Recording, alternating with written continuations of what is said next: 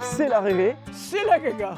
c'est la régalade. Bonjour les amis, bienvenue dans une nouvelle régalade. C'est un bonheur de vous retrouver aujourd'hui. On se retrouve sur le plateau Saint-Michel, dans les hauteurs de Pennes-d'Agenais, donc qui surplombe le Lot. On est dans les derniers contreforts du Lot-et-Garonne, à quelques encablures de Villeneuve-sur-Lot. On va aller découvrir ce petit village fortifié, un des plus beaux villages de France, riche en histoire, en patrimoine, en légende. Il y a plein de choses à découvrir. Pour m'accompagner aujourd'hui, Patchi à mes côtés. Quel âge as-tu, Patchi?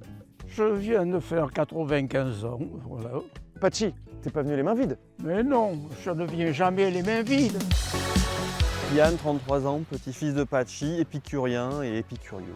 Maintenant que les présentations sont faites, on va s'échauffer un petit peu. Je vois que Patchi t'es en tenue.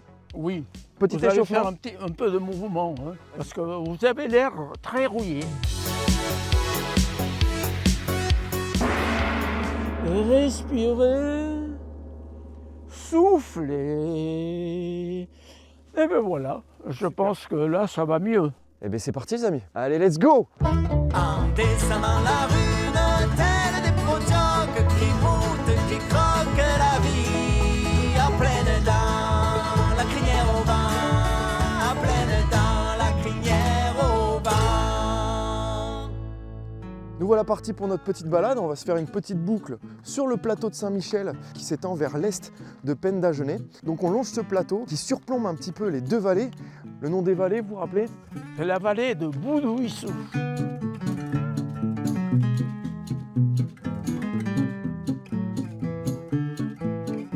On va s'arrêter là, faire une petite pause. Parce que le plateau Saint-Michel, tu vois, c'est un biotope très propice pour accueillir plein de plantes différentes, et notamment des orchidées.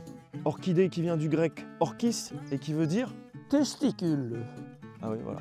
Ah, c'est joli. Alors d'où vient ce nom testicule? C'est qu'en fait, quand on regarde les racines, ça fait un tubercule, tu vois, comme un bulbe.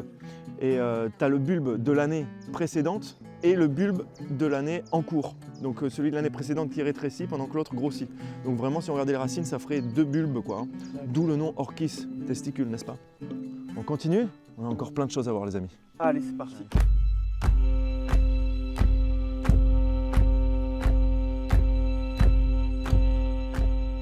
Et on arrive à la tranchée des Anglais, la fameuse système défensif qui a été mis en place au XIVe siècle par le roi d'Angleterre. Parce qu'on voit bien que sur ce vaste plateau Saint-Michel, c'est une voie d'accès facilitée sur Pennes-d'Agenais et qu'il y a eu de nombreux sièges de Pennes, hein, à travers toutes les guerres qu'il y a eu, les cathares, les croisades, la guerre de 100 ans. Pennes-d'Agenais a été pris, repris, et donc il fallait bien se défendre, quoi. D'ailleurs, je trouve que ce décor là du plateau Saint-Michel, c'est propice à une belle bataille. Et on va vous proposer une reconstitution très réaliste d'une bataille de l'époque. À vous les studios. Que je trépasse si je faiblis. Trépassez, Anglois, la Guyenne n'est point à vous.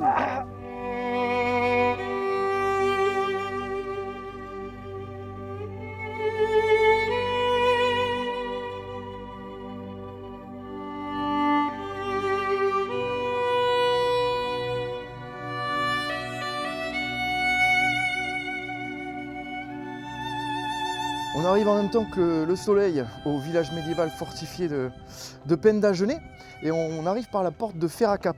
Fer-à-Cap qui veut dire Fer sur la tête. le fer sur la tête. C'est là que les premiers venaient se faire mettre au pilori, se faire honnir sur la place publique. Et on voit les bâtisses sont magnifiques. Hein. Bon, et t'as vu, il y a plusieurs matériaux qui sont utilisés pour les maisons. Hein.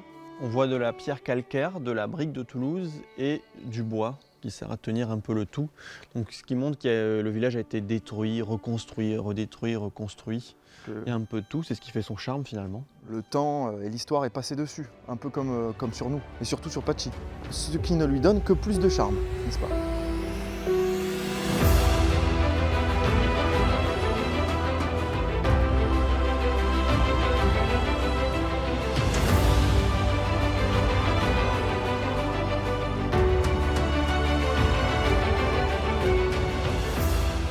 Il y a un culte de la Vierge Marie qui est très fort ici depuis l'an 1000. Hein, parce que la légende raconte qu'il y aurait eu une apparition de la Vierge, qu'il y a une jeune bergère qui était issue d'une famille un peu pauvre et qu'elle mourait de faim et qu'elle est venue se réfugier ici, qu'elle aurait vu une dame qui lui a dit « Écoute, rentre chez toi, tu y trouveras de la farine et de quoi faire du pain ». Et alors elle est rentrée chez elle, elle a raconté l'histoire à sa mère. « Maman, on va regarder, il doit y avoir de la farine. » Effectivement, ils ont trouvé de la farine, ils ont pu faire du pain. Elle en a ramené un bout à la dame dans la grotte et elle a vu qu'elle tenait son enfant dans les bras, voilà, Jésus.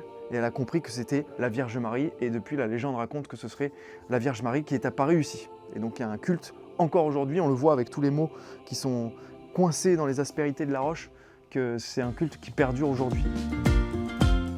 On arrive au clou du spectacle, un petit peu au plus joli point de la balade.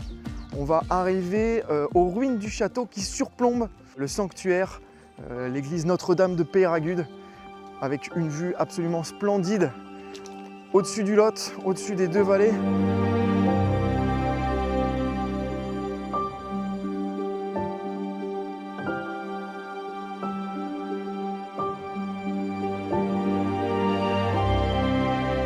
C'est un château qui est là depuis, on dirait, le XIe siècle. Hein, selon les écrits, selon ce qui reste. On voit qu'il ne reste pas grand-chose, hein, parce que c'est un château qui a été démantelé. C'est Richelieu qui a ordonné le démantèlement du château. Pour unifier le pays, il n'y avait plus d'intérêt à avoir des places fortes qui restaient sur le territoire. Richard Cœur de Lion, lui, il avait ordonné la fortification du village, mais le château était là avant. Il fallait qu'il prenne la main sur le sud-ouest, donc il fallait fortifier pour renforcer son autorité sur la région. Voilà, et puis pour se sécuriser, hein, parce que dans les vallées, à l'époque, au Moyen-Âge, c'était dangereux. Donc on prenait de la hauteur, on se fortifie, et puis derrière, c'est marrant, derrière les ruines, on voit la coupole toute neuve. Enfin, toute neuve. Je dis toute neuve, mais en fait, c'est vrai qu'elle n'est pas vieille, cette église. Notre-Dame de Peyragudes, elle a fini d'être bâtie en 1948. Bon, on sent que c'était chargé en énergie. Hein. Tu sens l'énergie, Pachi? Mais oui, on sent l'énergie. Tu le sens pas, toi? Si, je le sens. Je le sens. L'énergie qui monte. Ces pierres ont toutes les histoires. Et chaque pierre peut te raconter quelque chose, là. Bon, en tout cas, toutes ces histoires, toute cette balade, ça a donné faim. On a envie de casser la croûte, là, un petit peu, non? On va aller mangeailler. On va aller goûter les spécialités locales chez la raconteuse de pays d'ici, chez Maria, qui va nous recevoir chez elle. Ben ça, c'est une bonne chose. Allez, on va aller reprendre des forces un petit peu. C'est parti.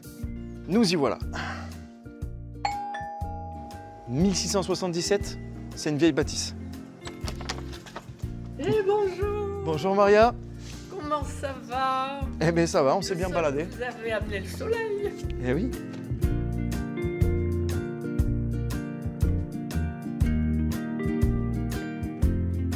Maria, raconteuse de pays, qu'est-ce que tu nous présentes là pour le goûter là? Et bien, pour vous régaler, eh bien, j'ai trouvé une tourtière. C'est un savoir-faire en voie de disparition. Et en tout cas, c'est magnifique, avec ces dentelles là. Et la tourtière, c'est un gâteau de fête. Ben c'est fait aujourd'hui. Ah ben voilà, c'est fête. Autrefois, on mettait surtout du rhum, parce que le rhum a toute une histoire ici. Sur le Lot, il y avait des échanges commerciaux entre Cahors et Bordeaux. On descendait du pays du vin, des céréales, du pruneau. Et puis on remontait avec du poisson séché et des produits exotiques. Eh ben, on va goûter ça. Ben oui. C'est délicieux. Effectivement, il y a du rhum.